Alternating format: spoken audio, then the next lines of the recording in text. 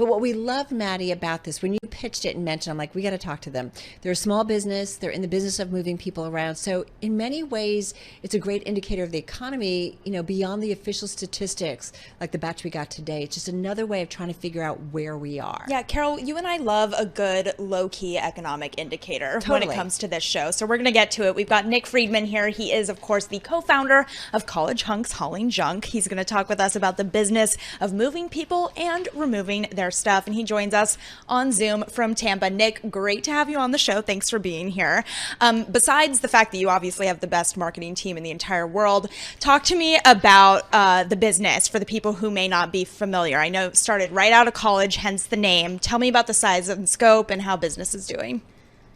Yeah, so our company, College HUNKS Hauling Junk, started when I was in college with just a beat-up cargo van. Fast forward almost 20 years, 20-year overnight success. We've got now 200 franchise locations around the country, approaching 300 million in annual sales, over 5,000 employees. And it's moving and junk removal, like you said, and we've made HUNKS into an acronym, which stands for Honest, Uniform, Nice, Knowledgeable Service.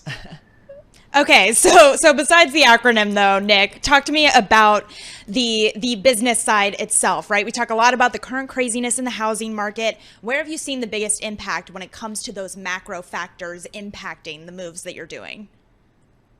Well, we saw a big boom coming out of COVID. We were expecting 20, 30, 40% year over year growth coming out of COVID. And then this year, probably about middle of last year, we saw a significant deceleration in that growth. So we actually budgeted this year for what we could call a conservative 10% year over year growth. We're actually falling slightly short of that.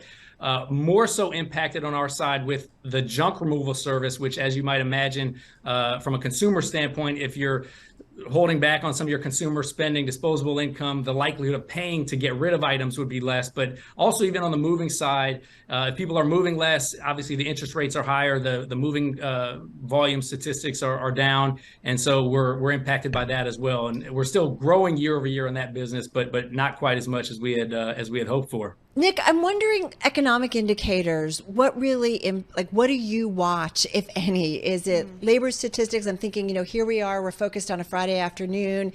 You've got First Republic, which has been a troubled regional bank, and it's crashing once again in the aftermarket. You've got Reuters reporting that the FDIC getting ready to place it into receivership. We watch the bank sector. It creates nervousness. What is it that you watch specifically to say, okay, maybe this is where our business might go, or just kind of an indication of the outlook?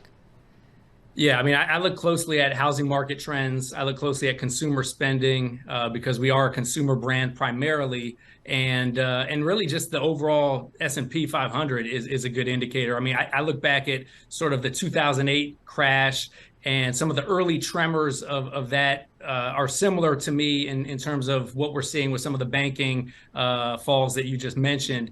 And so when there's bad news on Wall Street, when there's ticks up in the interest rate and people are not buying homes or selling them for the price that they were a year ago, that's going to trickle down to companies like ours that are in the home services space. And we're sort of that first call they make when they are moving or when they want to upgrade their furniture or clean out their garage. They're calling us, and if that's not happening as much, or they're holding on to their wallet because their portfolio's down, that's not going to be as in demand as it has been coming out of COVID. I know Maddie shared with us, you guys are over 200 locations. Some of them are small, some of them bring in several $1 million a year. I am curious, when you look at the outlook, do you think recession or do you think not recession? I don't want to put a direct label on it, but I will tell you we're being much more conservative, where one of the mantras we say within our company has always been revenue is vanity, profit is sanity, and cash flow is king. Well, we came up with another one. If cash flow is king, then lean is queen. And so we want to be lean and disciplined with our spending, maybe not be as aggressive with, testing new marketing options, but be very more laser focused with how we're going to acquire clients, how we're going to convert those clients and turn those into repeat and referral business. So because of what we've experienced in the past, what I'd say 12 months, we're being more conservative, we're being more disciplined, maybe hesitating before we invest in that new piece of equipment or new key hire, because we want to make sure we focus on the cash flow and sort of be lean coming through this uncertain, volatile market. Are you also lean because you're concerned about access to capital? And the higher cost of capital?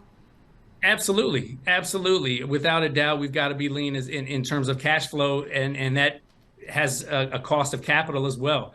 So we're being more conservative about how much we borrow, more conservative about how much we extend ourselves. Whereas maybe the past 2 years before things slowed down, it was all about grow, grow, grow. Burn the cash, burn the fuel. Let's keep pushing forward.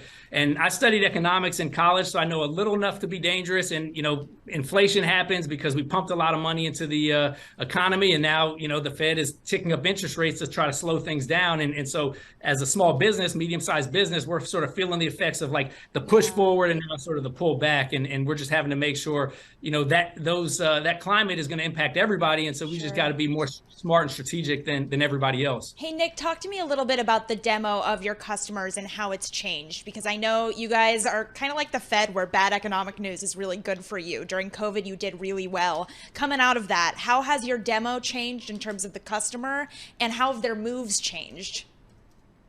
Yeah, I mean, I think we're actually getting a lot more moves right now for apartments, which was maybe not what we were experiencing coming out of COVID, because people were buying and selling homes, like it was going out of fashion the past couple of years. And now with the housing market slowing down, people are staying in apartment communities, or moving apartment communities, or moving within. We're starting to see a tick up in demand there. There's still disposable income there. That's not to say that maybe there's not an income level there that's able to hire our services, because once you fall below a certain threshold, people are going to do this themselves. They're going to move their own furniture, or they're going to get rid of their own junk.